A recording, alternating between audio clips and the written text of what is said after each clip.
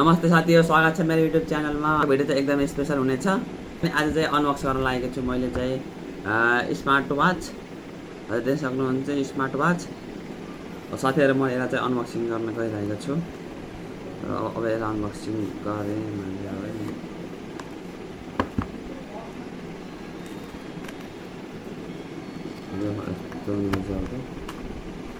अनि यो यसको मेनुअल यस्ता कसरी चलाउने र भन्ने यो रहेछ।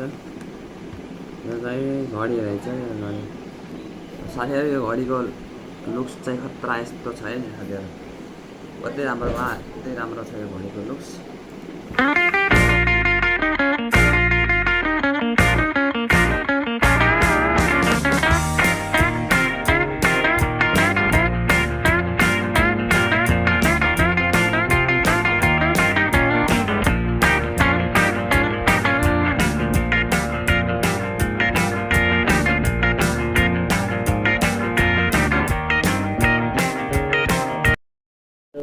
साथीहरु अब मैले यसलाई चाहिँ हैन लगाएर हेर्छु हैन हातमा कस्तो देखिन्छ यो घडी चाहिँ हैन।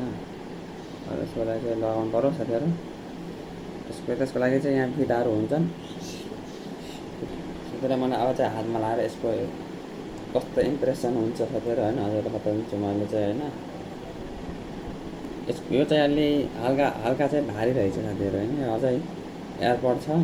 यो हल्का भारी त हुनुपर्छ साथीहरु हैन। यो चाहिँ भारमा चाहिँ खतरा हेर्दा चाहिँ प्रिमियम देखिन्छ हेर्नु त। ट्याक्कै यसबाट चाहिँ खोल्न मिल्ने ट्याक्कै यस्तो एयरपोर्ट देखाउँछ एयरपोर्ट। यो चाहिँ खतरा छ यसको चाहिँ राम्रो जुन चाहिँ हातमा पनि खतरा हुन्छ दिन लगाएर पनि केही हुँदैन साथीहरु। यसलाई चाहिँ सबभन्दा धेरै चाहिँ पानीमा यसलाई चाहिँ राम्रोसँग राख्नु होला साथीहरु। यो चाहिँ फर्मल लुक्स चाहिँ दुवै फिट हुने डिजाइन छ। यो चाहिँ डेली युजको लागि पनि राम्रो हुन्छ साथीहरु यो घडी चाहिँ।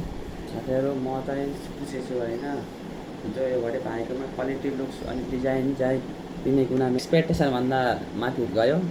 तपाईलाई यो घडी किन्न सोच्दै हुनुहुन्छ भने यो मोडल एकदमै राम्रो विकल्प हुन जान्छ साथीहरु। साथीहरु हजुरलाई कस्तो लाग्यो त यो घडी कमेन्ट बक्समा गएर कमेन्ट लेख्न नभुल्नु होला हैन। यदि तपाईलाई यो भिडियो मन पर्यो भने लाइक कमेन्ट सेयर गर्न नबिर्सिनुहोस्। र यस्ता रमाइला भिडियो हेर्नको लागि मेरो च्यानललाई सब्स्क्राइब गर्न नभुल्नु होला। अनि बेल आइकन चाहिँ थिच्न नभुल्नु होला भन्दै आजको यो भ्लगलाई चाहिँ यही बन्द गर्छु। हस्त साथीहरु, love you guys, see you in the next video. Bye by.